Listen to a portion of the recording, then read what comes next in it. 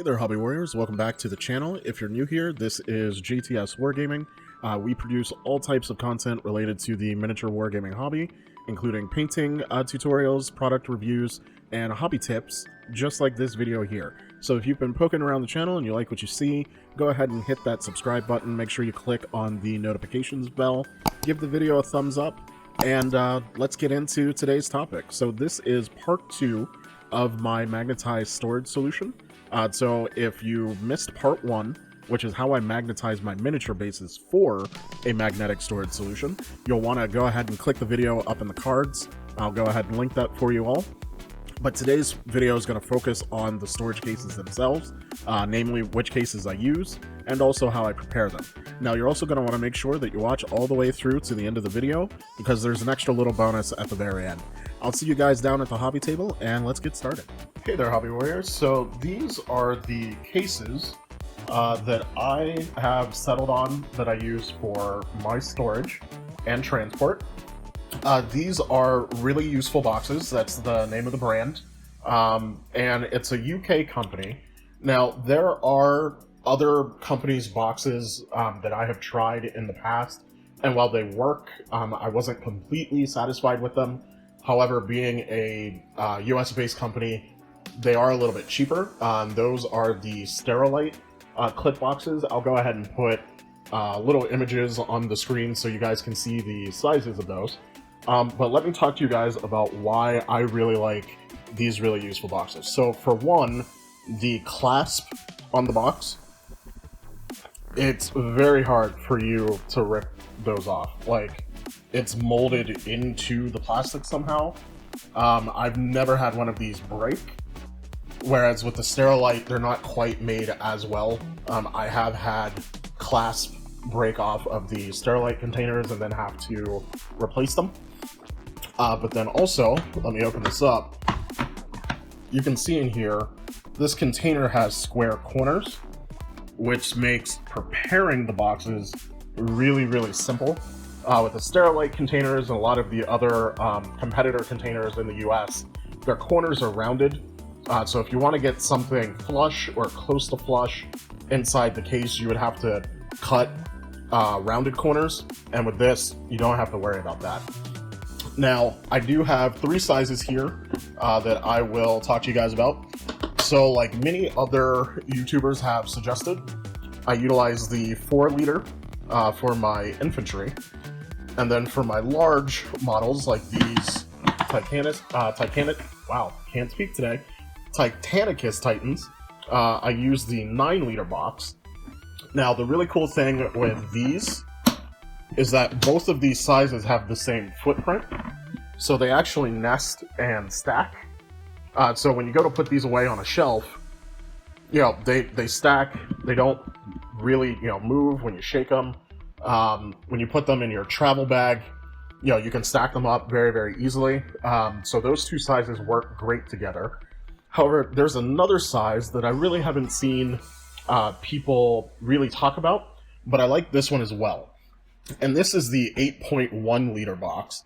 And this is really great if you've got minis that are a little too tall for the 4.1, but you don't want to take up all of the space that the 9-liter box will take.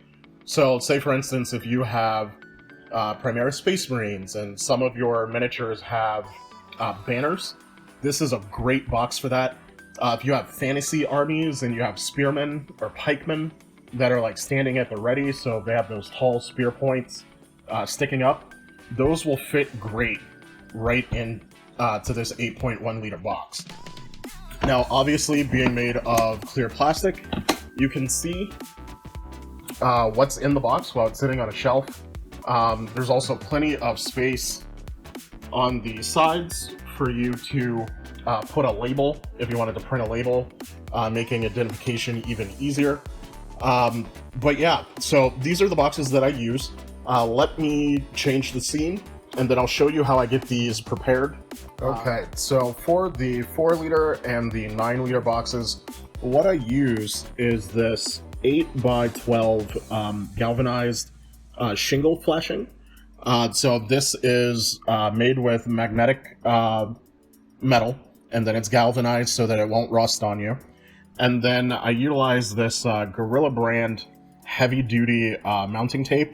The reason being, I do have a lot of metal miniatures, and this is completely overkill, and you don't even need that much of it. So I've started on this sheet. I'll cut little squares, and then I'll do a 3x3 grid. I haven't finished this one just yet. I was in the middle of working and figured I'd go ahead and shoot the video now. But once you got the one side stuck down on here, you go ahead, you peel off the backing paper, come over to your box, then you just line it up, set the metal sheet down, and then I press on each one of those squares. If you hold the box upside down, that way you can kind of see where the squares are. But this stuff will make a permanent bond between the plastic and the metal, and this metal sheet won't ever come out. So now, the benefit of using the metal, so obviously, you know, it's magnetic, so our magnetized miniature bases will stick to it. It's pre-cut for us though, and it, as you saw, it was the perfect size to just sit in here. You got a little bit of clearance, but not so much that you're wasting space. And these shingles are super cheap.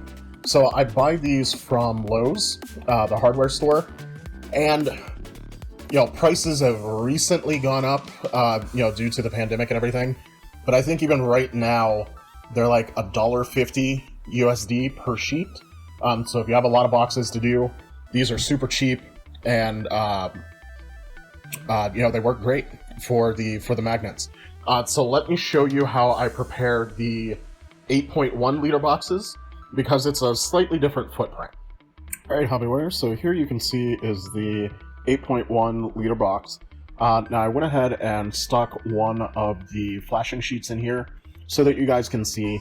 This 8.1 liter, it's about the same length, but it's got about 1.5 inches of extra width, and it's a great deal taller than the 4.1. So to make sure that we're not wasting this extra space over here, you can use a pair of tin snips, and you can take an extra piece of flashing and go ahead and cut 1.5 inch wide strip out of that flashing, and then that will just nestle in right next to that, and you would put the double-sided tape, you know, on the back, stick it down, and then that way you're able to use the entire surface area of the bottom of the box. Now, I do want to put a safety notice in here. Whenever you're cutting metal with tin snips, you do want to make sure that you're wearing protective gloves. So either, you know, metalworking gloves. If you have leather motorcycle gloves, that actually works pretty handily too.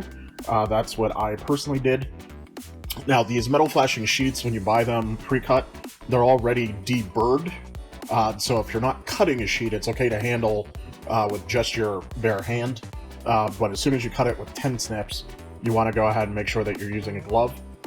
And another key thing to point out, the burred edge I put alongside the wall, so that way I didn't have to worry about deburring that edge. You know, my finger's never gonna, you know, wedge itself down in there and then accidentally cut myself. Alright, hobby warriors, so now let's talk transport options. So for a lot of people who are transitioning from foam-based storage into magnetic storage, you may have a battle foam bag already, simply because, you know, battle foam, they've been around for a really long time. They do really great custom laser cut foam options, so they're a very popular transport solution in the hobby. However, they are pretty expensive. Now, if you've already got a battle foam pack 720 bag, you're in luck, because these bags will actually hold our really useful boxes. They just slot right in. You've got a little bit of clearance. So this is the 8.1 liter, by the way. You can get 2 in comfortably, and then you'll have a little bit of space up at the top. Now, if we slide that out, and we'll put in a 4 liter, you can see that also fits. And you've got enough room to actually hold comfortably 3. You could probably get 4. I've never actually had a need to put 4 of these in here because each one will hold so many minis. But that slots right in, and then like I was saying, with the 9 liter and the 4 liter, they stack. So you can go ahead and get a 4 and a 9 liter in the same bag and still have maybe 2 inches left. If you had a foam tray that you wanted to put in here as well, you can go ahead and do that. So you don't have to completely get rid of your foam, guys, if you already had some. I personally, the one thing that's really hard to store in these really useful boxes are sort of your like bulky items like tanks. For those, I still utilize foam, and I can just put a tank tray in here along with my really useful boxes, zip up the bag, and head out to the game store. Alright, so there, as everyone knows, there are some miniatures that are just really awkwardly shaped, or maybe they're just huge and unwieldy, or maybe they're small-scale miniatures that, you know, don't have bases, so they're not easy to magnetize. Really Useful Boxes has a solution that will work for those as well. So this is the 19-liter box, and the great thing with this box is that the internal dimension will fit a Battle Foam small tray in here. So for this Nagash figure, I have a Battle Foam small pluck foam tray in here, and then I cut out enough space for his base, and then I just took old bits of spare foam and just patted him so that while he's in my car, he's not going to jostle around. So here you can see how that base just sits in there and how that foam tray fits relatively well. You're snug on the short ends, but you've got maybe a ½ inch of clearance on the long sides. It's not going to really go anywhere. And you can actually hold about a solid 10.5 inches of those foam trays in here, which is what I've got on this side. And this is one of the containers where I store my Drop Zone Commander Sheltari army. So we've got a tray for the infantry in here. Then we've got another tray for some of my drop ships, or my gates as they're called, another one. And as you can see, all of these miniatures don't have bases, so they would have been really difficult to try and magnetize. But I can, you know, still get these Battle Foam small trays, put those right in my really useful box, and then slide that into my bag. This 19-liter box will still fit in a Battle Foam 720 bag, and I can just head out to my game store. Okay, hobby warriors, so there you have it. I've shown you guys how to magnetize your miniature bases. I've also showed you guys how to go ahead and prepare your storage boxes, and also how you can get your magnetic solution off the shelf into your bag and get it to your game store.